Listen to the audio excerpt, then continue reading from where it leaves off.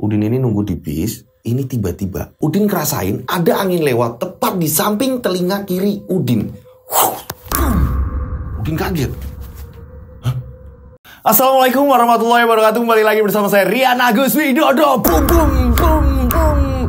Apa kabarnya kakak-kakakku semuanya? Mudah-mudahan kalian semuanya dalam keadaan sehat walafiat. Oke, sebelum saya ini bercerita yang panjang lebar dan berliku-liku, ini saya mau berterima kasih kepada Kak Tati.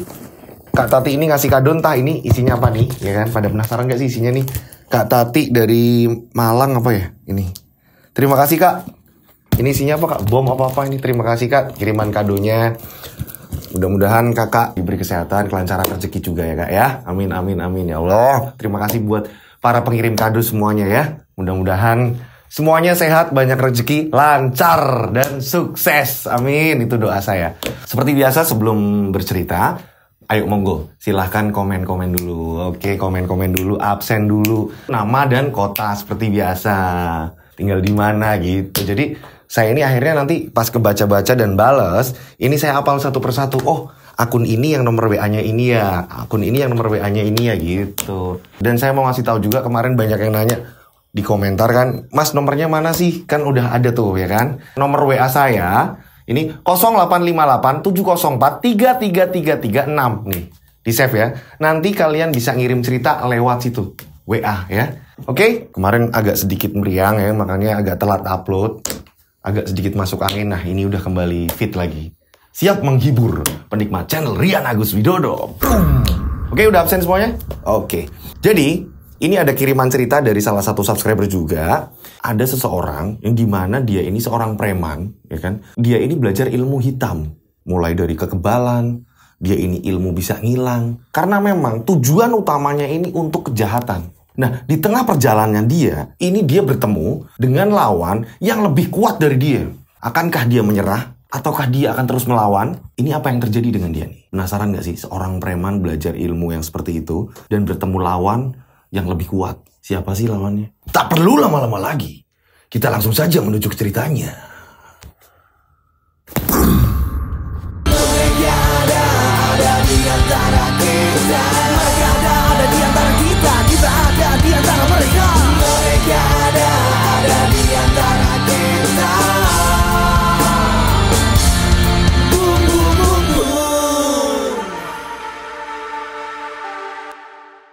Seperti biasa, nama, tempat, tokoh semuanya disamarkan untuk keamanan bersama. Kita sebut saja, tokoh di sini namanya Udin. Udin ini hidup dengan istri dan kedua anaknya. Nah, Udin sendiri sama istrinya ini nggak pernah rukun. Walaupun satu rumah, ini selalu berantem. Terus-terusan berantem. Padahal istrinya ini bisa dibilang, ini sabar juga. Entah masalah ekonomi dan masalah-masalah yang lain. Ini sering banget berantem. Nah, pada suatu hari ketika mereka lagi berantem, ya kan? Mereka ini lagi berantem, ribut, seru. Tiba-tiba ada Pak RT datang. Assalamualaikum. Assalamualaikum. Waalaikumsalam. Pada saat itu istrinya Udin yang lagi berantem sama si Udin ini langsung membukakan pintu. Oh Pak RT, ada apa ya Pak RT? Pagi-pagi kok ribut terus ibu, Bu. Ya, biasa Pak, suami saya kayak gitu. Seringnya teriak-teriak. Tetangga-tetangga sini jadi pada denger saya ini malah nggak enak. Ya udah, sing sabar. Gini Bu, jadi warga kita ini mau ngadain ziarah. Nah, saya ini ngasih tahu nih. Barangkali ibu sama Pak Udin ini mau ikut ziarah. Monggo silahkan. Saya ini cuma ngasih tahu. Nah, yaudah, kalau gitu saya permisi dulu. Saya mau ngasih kabar ke warga-warga yang lain. Ya Bu? Iya Pak RT. Terus apa harus ikut ya Pak RT? Loh itu terserah. Yang saya lihat kan, maaf nih, keluarga ibu sama Pak Udin ini kan jarang ikut yang namanya kegiatan-kegiatan warga. Yo ini kan saya cuma mengabarkan. Ya terserah mau ikut apa enggak. Oh ya udah Pak RT. Terima kasih Pak RT, nanti saya sampaikan ke Mas Udin. Oh ya udah, silahkan monggo. Saya tak pamit dulu ya. Pak RT pun meninggalkan. Di sini istrinya Udin yang awalnya lagi berantem nih ya, lagi berantem gara-gara memang yang sering ini masalah perekonomian. Sering banget, apalagi Udin ini suka mabok-mabokan. Nah, saat itu istrinya Udin ini langsung ngomong sama Udin, Mas, itu Pak RT ngasih tahu kalau warga sini mau ngadain ziarah. Alah, ziarah-ziarah apa sih? Udah kamu aja yang berangkat. Aku males ziarah-ziarah kayak gitu. Gak jelas. Males aku yang kayak gitu-gitulah. Udahlah kamu aja yang berangkat. Mas, kita ini udah dicap sama Pak RT. Jarang ikut kegiatan warga. Dengan adanya kita gak pernah ikut kegiatan warga Mas.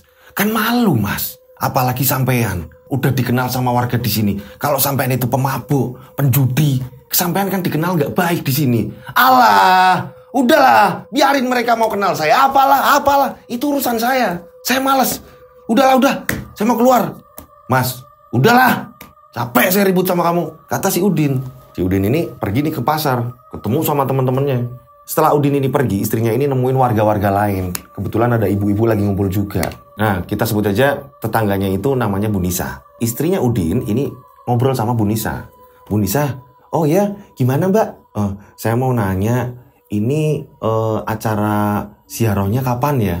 Loh, tumben, apa mau ikut? Ya saya pengennya sih ikut, karena kan Pak RT kan udah ngasih tahu ke saya. Ya emang sih Bu, saya ini sama suami saya ini jarang ikut kegiatan warga. Makanya kegiatan ziarah kali ini saya ini pengen ikut. Yo siapa tahu nanti Mas Udin ini mau saya ajak Bu.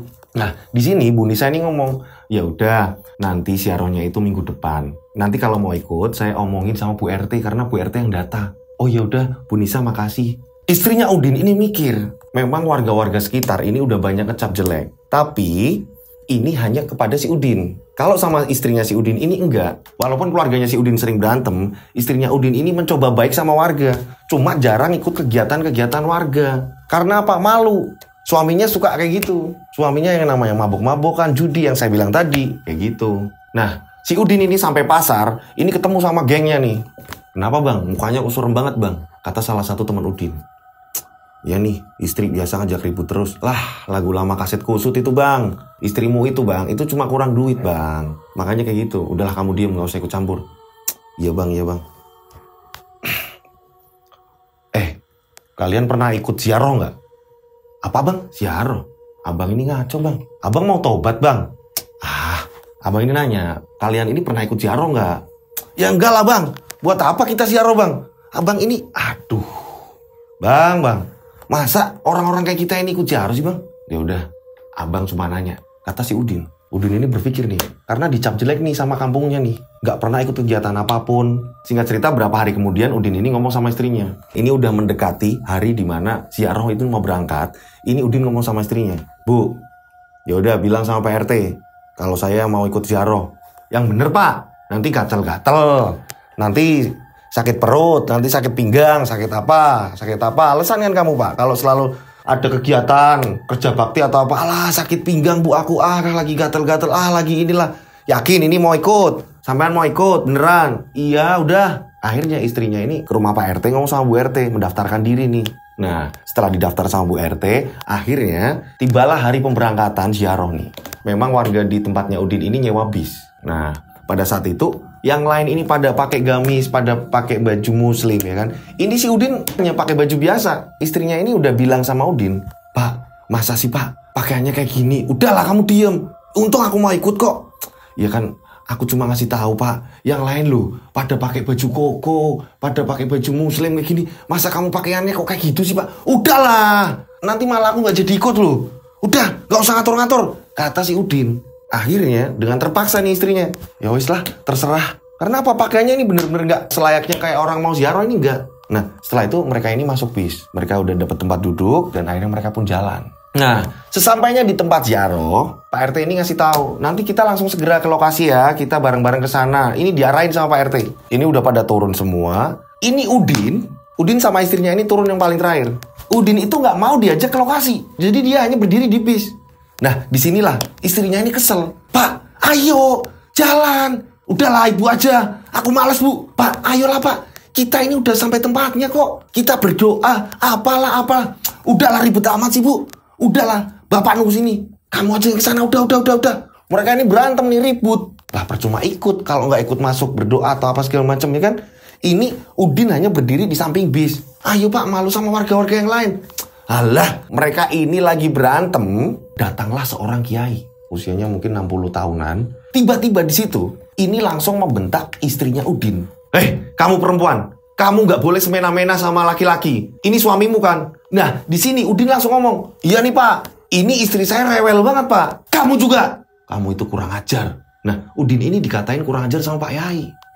Baru kali ini ada orang yang berani bentak Udin. Karena Udin ini seorang preman di pasar ya kan. Orang yang bener-bener suka mabok segala macam. Ini baru ada orang yang berani bentak Udin. Kamu juga, kamu itu kurang ajar. Mereka ini langsung diem. Dan gak lama kemudian, Pak Yai tadi ini pergi. Nah, pada saat itu, Udin tiba-tiba melongo. Kok ada orang yang berani bentak saya? Gak tahu siapa Udin apa. Tapi pada saat itu, Udin gak berani melawan. Singkat cerita, akhirnya istrinya ini ninggalin Udin. Udahlah Pak, aku mau ikut ke sana ke dalam, aku mau berdoa. Yo, terserah kamu. Nah, saat istrinya ini udah masuk ke dalam, ya kan? Ini Udin masih di tempat bis kan, yang masih di parkiran bis kan. Udin ini lagi penasaran. Ini kiai siapa? Baru kali ini Udin ngerasain dibentak orang dan Udin ini nggak berani kayak ngelawan. Yang biasanya orang bentak Udin, ini udah pasti dipukulin habis-habisan sama Udin. Karena Udin ini benar-benar terkenal preman. Nah, pada saat itu juga Udin ini nyari kiai tadi ini malah. Penasaran ini siapa, orang ini siapa. Udin ini kayak ada daya tarik, nyari tahu ini orang yang bentak saya ini siapa. Dicarilah sama Udin. Dan di situ Udin nanya-nanya sama orang-orang yang ada di situ. Mas, numpang nanya mas. Tadi lihat ada orang kesini nggak mas? Dia ini kayak seorang kiai dan mungkin usianya udah 60 tahunan. Ini tadi dia jalan kaki kesini, dia pakai sorban. Oh, siapa ya? Tadi saya juga lihat mas. Kalau nggak salah itu Kiai Rosid. Siapa mas? Rosid. Kita sebut saja namanya Kiai Rosid. Kiai Rosid. Itu siapa sih mas? Oh, dia ini termasuk guru besar juga mas. Guru besar. Ini siapa ya? Orang ya? Kok berani-beraninya bentak saya ya? Ini dalam hati Udin nih. Ini siapa orang ini kok berani-berani bentak saya dan saya ini gak bisa ngelawan. Iki sopo? Kata Udin. Nah, tanya-tanya lagi nih Udin. Alamat kiai ini mana segala macem. Nanya-nanya terus nih Udin. Sambil nunggu istri dan warga ini selesai ziarah. Udin ini nunggu di bis. Ini tiba-tiba Udin ngerasain ada angin lewat tepat di samping telinga kiri Udin. Udin kaget. Hah? Angin apa ini? Angin apa ini? Udin itu bingung. Yang pertama, Udin ini baru ngerasain yang namanya dibentak. Yang kedua, saat Udin ini nyari tahu dan Udin istirahat, nungguin orang-orang, justru malah ada angin. Udin panik di sini. Ini ada apa? Tumben-tumbennya, Udin ini ngerasain takut. Dan gak lama kemudian, rombongan warga dan istrinya ini datang nih dan masuk ke bis. Di situ Pak RT langsung negur Udin. Pak Udin, iya Pak RT, ada apa Pak RT? Kok nggak ikut ke dalam berdoa atau apa? Udah, saya udah. Aman Pak RT, aman. Oh ya udahlah. Yuk, kalau mau pulang kita udah mau pulang ini. Akhirnya rombongan bis tadi pulang nih. Udin masih kepikiran di dalam bis. Ini Udin masih berpikir soal bentakan tadi. Kamu kurang ajar. Padahal biasanya yang saya bilang dari awal, kalau ada yang bentak Udin, ini orang bakal dipukulin habis-habisan udah. Tapi terus itu di telinga Udin. Sepanjang bis ini pulang ke rumah, ini terus-terusan Udin mendengar, kamu kurang ajar. Udin langsung ngomong sama istrinya. Bu, ibu ingat kejadian tadi nggak bu? Kejadian yang mana sih pak? Ibu lagi kesel sama bapak. Bapak ini gak ikut. Ibu ini malu. Udahlah, diem. Tadi yang kiai bentak bapak itu ibu ingat gak mukanya? Ingat emang kenapa pak? Gak apa-apa. Ibu kenal sama orang itu gak bu? Ya enggak lah. Orang dia juga bentak ibu kok. Lah, ibu dibentak kan? Lah, saya kan juga dibentak bu. Ibu ingat gak? Yuk, rasain. Kamu sih tak ajak ibu ke sana kamu gak mau. Ya dibentak orang lah. Baru ada orang yang berani bentak bapak, bu. Kurang ajar. Nggak tahu siapa bapak, bu. Udah. Malas ibu dengerin bapak ribut. Nah, singkat cerita akhirnya sampai rumah. Setelah sampai rumah, Udin ini bengong. Yang biasanya Udin ini pengen ke pasar, pengen nongkrong ke terminal sama teman-temannya, jumpa sama teman-temannya. Udin ini bengong. Udin masih memikirkan hal itu. Dan pada akhirnya, Udin ini mencari tahu. Semua orang yang Udin kenal nih ya, kayak tokoh-tokoh agama yang Udin kenal di kampungnya, Udin nanyain. Pak, Bapak kenal Kiai Rosid nggak? Orangnya seperti ini. Dan akhirnya Udin pun menemukan siapa Kiai Rosid tersebut. Udin akhirnya menuju ke suatu tempat di mana itu adalah alamat Kiai Rosid. Setelah sesampainya di sana, ternyata ada sebuah padepokan di mana tempat Kiai Rosid itu ada di situ. Ini ada santrinya di depan dan disinilah Udin ini nanyain. Udin bertanya di sini. Mas, numpang nanya mas, di sini bener alamatnya Kiai Rosid mas? Oh iya. Bener pak, beliau ada nggak mas? Bapak ada perlu apa ya pak? Udahlah jangan banyak tanya, ada nggak beliau? Ada pak, sebentar pak, bapak tunggu sini nanti saya ngomong sama Kiai Rosid dulu pak. Ya udah, nggak usah lama-lama mas. Iya pak. Akhirnya santri tadi ini masuk ke dalam dan bertemu dengan Kiai Rosid. Abah, itu ada tamu pengen ketemu abah, terus tampilannya kok kayak urak-urakan kayak gitu. Ya udah suruh masuk, suruh tunggu di teras, nanti abah keluar. Ya udah bah. Saya permisi dulu, Pak. Akhirnya santri tadi ngomong sama si Udin. Pak, disuruh duduk dulu di teras. Oh ya udah, saya tunggu ya. Setengah jam kemudian, ini barulah keluar. Jadi Udin ini nunggu lama banget. Kamu datang juga ya? Iya. Kamu mau apa kesini? Ya saya ini pengen tahu aja, Pak Yai. Udah cukup, apa masih mau diteruskan? Udin bingung. Cukup apanya dan apa yang mau diteruskan? Udin ini bertanya-tanya nih. Kalau udah cukup, ya silahkan. Kalau mau terus, ya silahkan. Semua tergantung sama kamu. Udin bingung di sini. Apanya yang cukup, apanya yang kurang? Nah, di sini Pak Yai ngomong. Kamu cari-cari alamat saya lama? Iya Pak Yai. Terus bisa sampai sini? Saya tanya-tanya sama ustadz-ustadz di kampung saya Pak Yai.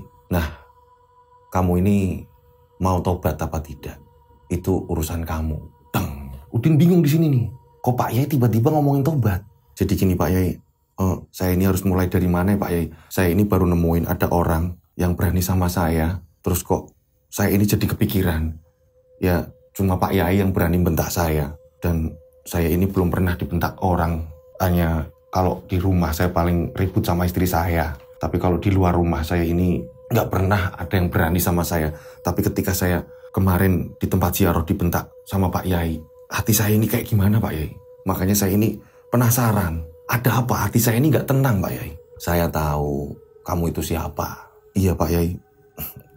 Saya ini bingung Pak Yai. Tiba-tiba pada saat itu juga Udin ini meneteskan air mata. Seorang Udin ini meneteskan air mata. Ini Pak Yai Rosid siapa? Yakin sudah mau bertobat? Yakin kamu? Iya Pak.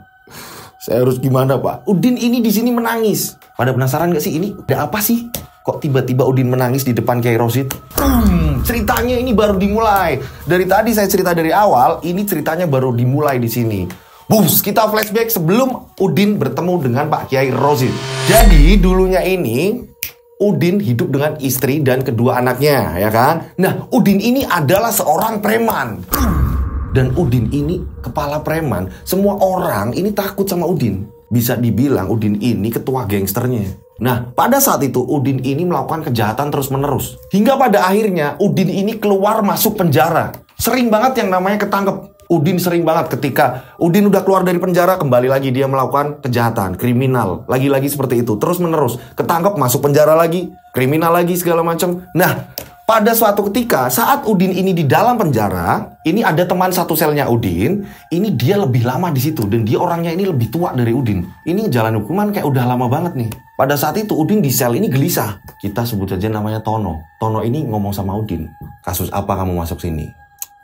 "Biasalah Mas, saya ini kan preman, yo kayak ginilah. Maling ketangkep ya masuk sini lagi."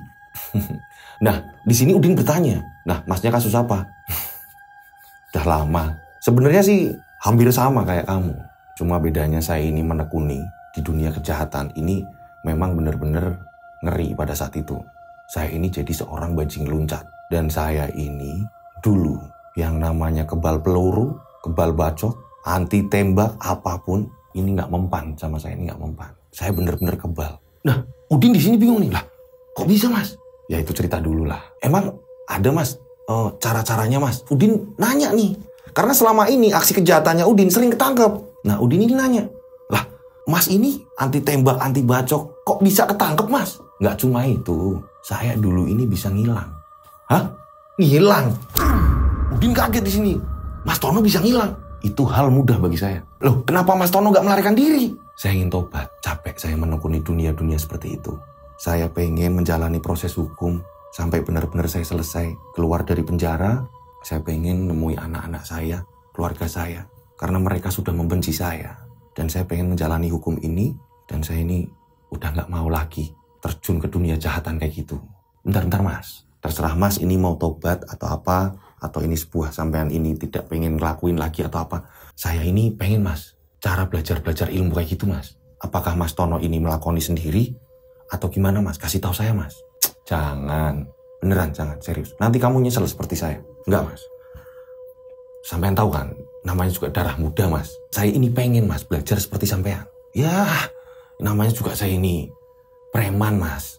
Dan saya ini gak ada penghasilan tetap. Dan setiap saya beraksi saya sering ketangkep. Saya pengen mendalami ilmu yang seperti Mas dapatkan ini." Nah, disinilah Tono ini sebenarnya nggak pengen ngasih tahu, tapi Tono di sini menerangkan baik buruknya dari belajar ilmu itu tadi. Dan akhirnya karena Udin terus merengek, berhari-hari yang ditanyain Udin lagi-lagi itu, lagi-lagi itu. Akhirnya si Tono ini ngomong nih sama Udin. Ya, kalau kamu memang pengen banget, yowis. Tapi semua resiko kan saya udah bilang ke kamu. Kamu bakalan nyesel. Tapi karena kamu terus-terusan kayak gini nanya, ya monggo terserah. Saya ini cuma ngasih tahu, ya. Kembali lagi ke kamu. Kata si Tono. Iyalah mas. Siapa mas? Coba mas.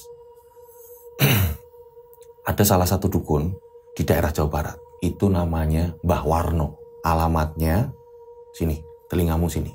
Dibisikinlah alamatnya ke Udin. Udin jadi tahu nih. Oke mas, saya bakal kesana setelah keluar dari sini mas. Singkat cerita, 1 tahun kemudian Udin ini bebas. Kembali bebas Udin.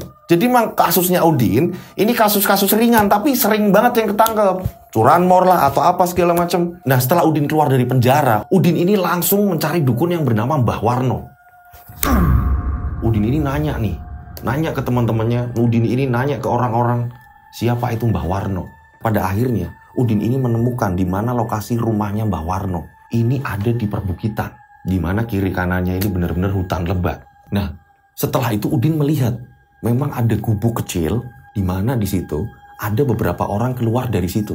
Nah, Udin bertemu nih papasan sama orang yang habis keluar dari gubuk itu tadi. Mas, numpang nanya mas, rumahnya Mbah Warno itu yang mana ya mas? Nah, itu mas. Hah? Sampean dari sana juga? Iya mas. Ternyata orang tadi ini habis dari rumahnya Mbah Warno tadi, yang saya bilang gubuk. Dan setelah itu, Udin ini langsung mendekati ke gubuk tadi. Mbah Warno, masuk. Mbah Warno mempersilahkan masuk. Mbah, saya ini udah tahu. Saya udah tahu. Oh, iya mbah. Siapa yang ngasih tahu kamu? Tono. Iya mbah. Saya ini pengen kayak Mas Tono mbah. Gak usah. Jangan. Pahit sekali. Enggak mbah, saya pengen mbah. Apapun resikonya tolong mbah. Saya mau mbah. Di sini padahal dukun tadi, Mbah Warno tadi ini kayak seolah-olah kayak apa ya? Sama kayak Tono. Mending jangan. Kayak ngasih tahu mending jangan. Tapi lagi-lagi si Udin ini nekat. Udin ini pengen tetap punya ilmu kekebalan. Pengen yang namanya bisa ngilang juga. Jadi ketika ditangkap, Udin ini bisa lolos. Pikirnya Udin kayak gitu kan. Nah Udin di sini merengek minta sama Mbah Warno. Mbah, tolong mbah. Tolong, saya pengen yang namanya punya ilmu kekebalan, mbah. Anti bacok, anti tembak, atau apa segala macam yang seperti diceritakan oleh Tono, mbah. Tolonglah, mbah. Tolong. Bener, kamu mau segala resikonya. Ini memang Mbah Warno usianya ini udah tua banget nih. Dan pada akhirnya, karena Udin ini merengek, akhirnya Udin pun diajarkan ilmu kekebalan tersebut. Boom. Pada saat itu juga Udin ini disuruh tirakat. Udin ini disuruh puasa dan macam-macam lah. Udin ini disuruh semedi di dalam gua. Ada di puncak tersebut, ini gak jauh dari gubuk tadi, ini ada gua kecil. Udin disuruh semedi di situ. Di sini Udin menjalani semua ritual-ritual dari Mbah Warno tersebut. Terus menerus di situ. Udin 1 minggu ini jalanin, 2 minggu, 3 minggu, 4 minggu, terus berjalan waktu. Dan pada akhirnya, masa uji coba pun dilakukan Mbah Warno. Dah, silakan.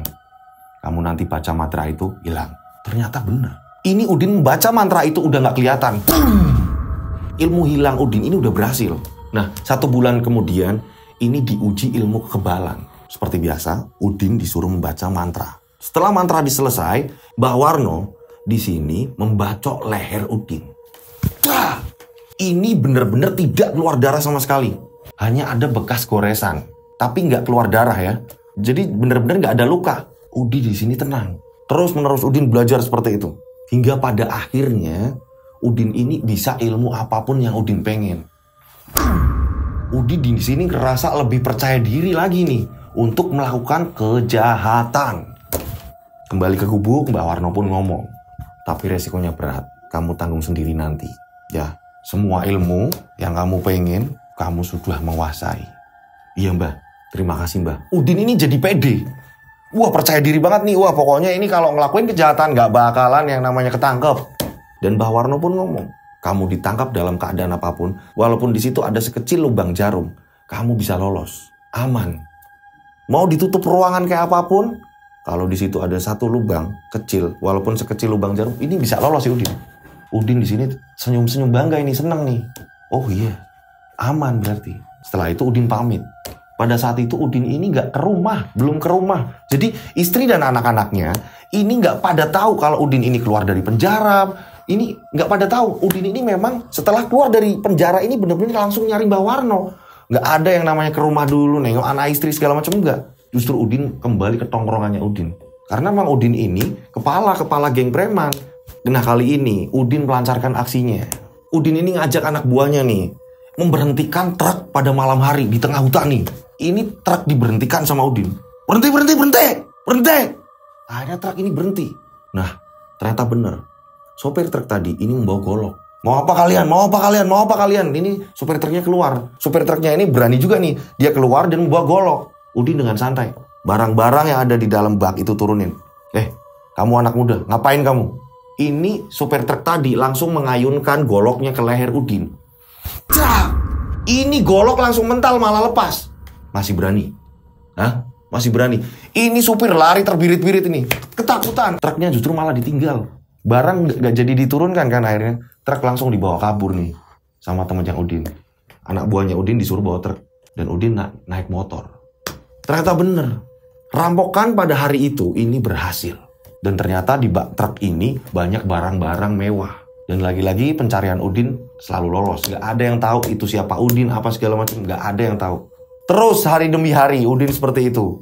Dengan bekal truk tadi yang Udin ambil, ya kan? Dengan bekal truk tadi, Udin ini ngajak anak buah. Udin tambah melalang buana nih. Ada truk lagi, Udin ini lompat dari truk ke truk yang satu yang mau dirampok nih. Ya seperti itu aksinya Udin. Dan truk yang mau dirampok ini nggak tahu, nggak ngerti. Padahal ini bener-bener truknya ini sampingan kan. Ini satu persatu Udin melempar barangnya ke truknya Udin nih. Dan diterima ada anak buah di bawahnya. Di dalam bak truknya Udin. Diterimalah. Udin ngambil lagi barang. Hingga bener-bener habis. Setelah itu Udin balik lagi. Lompat lagi. Nggak ada yang tahu. Beres semuanya.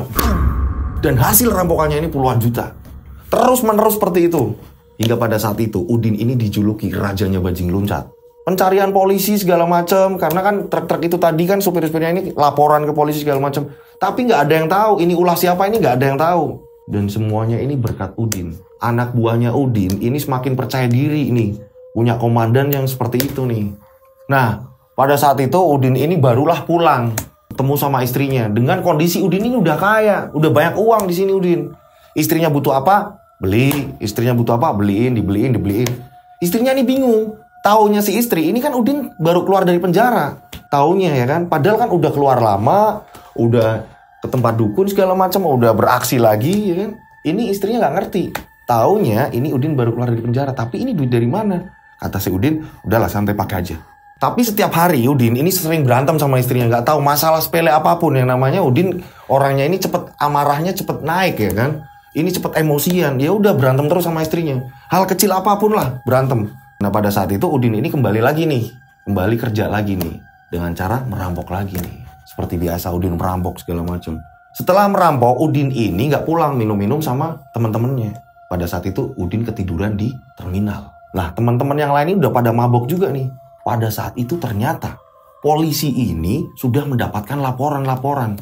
Karena apa? Ada salah satu anak buahnya Udin ini ketangkep. Dan akhirnya ngasih tahu di mana Udin berada. Si anak buahnya Udin ini. Nah polisi datang nih. Udin lagi tidur langsung disergap. Setelah langsung disergap ini Udin kebingungan nih. Karena baru bangun. Belum siap baca mantra dan segala macam. Ini Udin baru bangun. Dan pada saat itu juga Udin tertangkap. Dan pada saat Udin tertangkap, masuk sel ini Udin dengan santai. Dia itu ketemu dengan preman-preman yang ketangkap juga nih. Satu sel juga nih sama. Dan semua preman ini awalnya ini meremehkan Udin. Pada saat itu, ini ditantang duel semua sama Udin. Ayo, siapa yang mau nantang saya? Ayo. Diajak duel sama Udin semua. Dan di situ Udin yang menang. Dan semuanya, orang-orang yang di sel itu, ini pada hormat sama Udin. Dan Udin ngomong, besok malam saya ini bisa lepas dari sini. Kalian lihat ya, besok malam masih ada saya nggak di sini, ya. Kalian lihat. Iya bang. Ternyata bener. Pada keesokan harinya, Udin ini membaca mantra. Udin baca mantra dan ternyata bener. Besok malamnya Udin udah nggak ada di sel itu tadi. Semua tercengang, bingung. Loh, Udin kemana? Ini polisi sampai kebingungan. Loh, Udin hilang, Udin hilang. Nah, di sini Udin bisa kabur. Yang saya bilang tadi, ini Mbah Dukunya pernah ngomong sama Udin, walaupun lubang itu sekecil lubang jarum, selagi itu masih ada lubang, ini Udin gampang banget untuk keluarnya. Apalagi di tempat sel. Ini besinya ini berjaraknya kan, lubangnya ini kan besar-besar, ya kan? Ini gampang banget untuk Udin ini lolos. Udin lolos. Kembali lagi yang namanya Udin ini beraksi lagi. Dan anak-anak buahnya Udin yang lain ini sampai kaget. Hah? Bang, kemarin kan lu ketangkep, Bang. Udah tenang aja. Abang buktinya di sini sehat, ya kan? Anak buahnya ini pada kaget dan anak buahnya ini mengakui memang Udin ini gila banget, keren banget bagi anak buahnya. Terus menerus melakukan kejahatannya lagi nih Udin. Beraksi lagi. Terus menerus seperti itu. Dan pada akhirnya Udin ini kembali pulang nih. Istrinya juga nggak ngerti kalau Udin ini sering keluar masuk penjara ini. Udin ini nggak ngomong. Taunya istrinya hanya sekali masuk penjara yang awal gitu kan. Ini istrinya sampai nggak ngerti. Karena Mang Udin ini jarang pulang. Udin ini jarang ngasih kabar apapun. Mang orangnya kayak gitu. Gimana mau ikut kerja bakti warga. Udin aja aktivitasnya warga ini jarang yang tahu. Taunya Udin ini pemabok, pemarah, rusuh lah atau apa. Taunya warga ini hanya seperti itu. Nah, Udin ini pulang ke rumah. Saat Udin pulang ke rumah ketemu sama istrinya. Saat ketemu sama istrinya ini langsung nagih uang. Pak, uang habis, Pak. Buat beli ini udah habis, Pak. Loh. Gimana sih? Kemarin kan saya ini ngasih uang kamu banyak, Bu. Kok bisa kayak gitu sih, Bu? Parah kamu, Bu. Kemarin kan udah tak kasih uang buat beli ini, buat beli itu. Kok langsung udah dihabisin sih? Gimana sih? Ribut. Yang saya bilang tadi, sering ribut nih. Nah, istrinya juga nih sama. Ngomong. Loh, Pak, anak-anak kita loh, emang gak butuh jajan, emang gak butuh biaya untuk sekolah segala macam. Kamu itu mikir, ribut tuh mereka berdua. Nah, disinilah saat mereka ribut, datanglah Pak RT. Deg. Assalamualaikum. Ceritanya nih, ya kan? Pak RT datang. Nah, ini sambungannya yang di depan. Yang Pak RT datang ngasih tahu kalau ada ziarah, ya kan? Ngasih tahu ada ziarah dan akhirnya mereka pun berangkat ziarah, ya kan? Dan pas di tempat ziarah mereka berantem, ketemulah sama Pak Kiai, sampai akhirnya Udin ini nyari tahu Kiai Rosid ini siapa, ya kan? Dan akhirnya ceritanya flashbacknya selesai nih. Kembali di mana Udin ketemu dengan Pak Kiai Rosid. Itulah Pak, cerita saya Pak. Saya ini dulu memang jadi bajing loncat Pak, dan inilah ilmu saya ini kok kayak rasanya di badan saya ini kayak bergetar semenjak dibentak Bapak. Saya pengen yang namanya tobat Pak. Nah makanya saya itu udah tahu saya Pak terjang kamu. Tergantung kamu, kalau kamu memang mau bertobat dengan serius, ya saya bantu. Tapi kalau tobat sambel, ya percuma. Besok kamu bakal ngelakuin lagi. Berat kan kamu ngerasain bertahun-tahun. Iya Pak, tapi sebenarnya saya ini juga nggak ngerti. Kok tiba-tiba saya ada rasa pengen mengakhiri ini semua Pak. Ketika dibentak sama Bapak. Nggak ada orang yang berani lawan saya Pak. Satu sel saya pukulin semua Pak. Dimanapun tempat saya ada, di situ saya berantem. Saya pasti menang Pak. Ini Bapak bentak saya kurang ajar kamu. Ini saya kayak ngerasain kok baru ada orang seperti ini. Dan saya nggak mampu ngelawan. Hanya Bapak. Ya udah. Saya minta kamu tinggal di sini sementara. Dan kamu ngelakuin pertobatanmu. Kamu akui, kamu sujud minta sama Allah bahwa kamu ingin bertobat, tobat yang sesungguhnya, ingin meninggalkan segala bentuk kejahatan kamu. Iya Pak, saya siap. Akhirnya Pak Yai ini membimbing dan Udin ini disuruh tinggal di pondok tersebut, bertemu dengan santri segala macam. Perlahan-lahan Udin dibimbing, ini yang namanya sholat, ini yang namanya ini, ibadah ini seperti ini. Dan baru kali ini Udin yang namanya nangis segala macam. Inilah sebuah pertobatan seorang preman, seorang bajing loncat hingga 40 hari. Dan semua ilmu yang dimiliki oleh Udin ini luntur. Udin sempat disuruh sama Pak Yainya, coba tes. Ini ada pisau, coba goreskan ke tangan kamu. Akhirnya Udin coba goresin ini. Karena dari awal Udin ini nggak pernah takut dengan benda tajam apapun. Jadi Udin ini kayak biasa aja megang pisau. Dan saat digoreskan ke tangan, keluarlah darah. Berarti kekebalan Udin udah hilang. Iya Pak Yai, udah hilang. Udin sekarang Udin yang udah tenang, Udin yang sabar, Udin yang baik. Pak Yai ngomong sama Udin, sayangilah istrimu, karena dia ini tidak pernah meninggalkan kamu. Walaupun dia ini sering ngomel-ngomel sama kamu kan, dia ini sayang sama kamu. Minta maaf ke istrimu. Iya Pak Yai, saya akan minta maaf sama istri saya Pak Yai. Akhirnya Udin ini pulang setelah disadarkan sama Pak Yai. Udin ini pulang menemui istri. Dan pada saat itu istrinya kaget. Kagetnya kenapa? Udin tiba-tiba datang langsung minta maaf dan memeluk istrinya. Maafin saya, Bu. Dan akhirnya Udin ini bercerita sama istrinya, dan istrinya pun kaget awalnya. Tapi karena istrinya sudah melihat perubahan Udin yang sangat baik, istrinya pun tenang di sini. Itulah kisah dari Udin yang dikirimkan ke channel Rian Agus Widodo. Terima kasih buat si pengirim ceritanya, matur nuwun. Ini ceritanya banyak edukasi baik di sini ya, bahwa mempelajari ilmu-ilmu seperti itu ini nggak ada baiknya juga, ya kan? Dan buat apa coba? Jadi alangkah baiknya kita ini bekerja yang halal-halal saja. Yang halal saja sih, ya kan? Jadi perbuatan seperti ini kayak udah jelas bertentangan dengan Allah Subhanahu Wa Taala, dengan Tuhan, ya kan? Bertentangan dengan hukum juga. Mudah-mudahan penikmat channel Rian Agus Widodo ini nggak ada yang tergiur, terjerumus untuk melakukan hal-hal seperti itu, ya kan? Yang benar-benar ini dilarang agama, dilarang hukum segala macam, ya. Dan buat teman-teman yang mau ngirim cerita masih bisa terus mengirimkan cerita ke DM Instagram saya @dodosinjo. Kalau udah di follow nanti saya follow back. Atau kalian bisa hubungi nomor WA saya 085870433336. Tiganya 4 kali nih, ya. Di save ibu-ibu kakak-kakakku nih. Saya kasih lama nih biar nyatet, ya kan? Oke. Udah di save. Nah, dan mohon bersabar buat teman-teman yang sudah ngirim cerita tapi belum diceritakan kembali, ini mohon bersabar ya. Pasti akan saya bawakan satu persatu kok, tenang ya. Oke. Dan buat teman-teman teruslah berkomentar karena komentarmu semangatku, ceritaku semangatmu. Asik. Boom. Saya berdoa mudah-mudahan para penikmat channel Rian Agus Widodo ini diberi kesehatan terus menerus, dilancarkan rezekinya, dan yang pasti selalu dilindungi Allah Subhanahu Wa Taala. Sukses selalu. Amin ya Allah.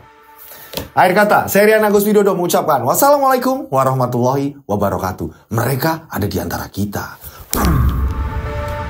Mereka ada di antara kita. Subscribe channel Rian Agus Widodo, kisah misteri. Mereka ada di antara kita. Nyalakan lonceng, notif, tinggalkan komen, share. Mereka ada di antara kita. Mereka ada di antara kita. Kita ada di antara mereka. Mereka ada di antara kita. Mereka ada di antara kita. Mereka ada di antara kita. Kita ada di antara mereka. Mereka ada di antara kita.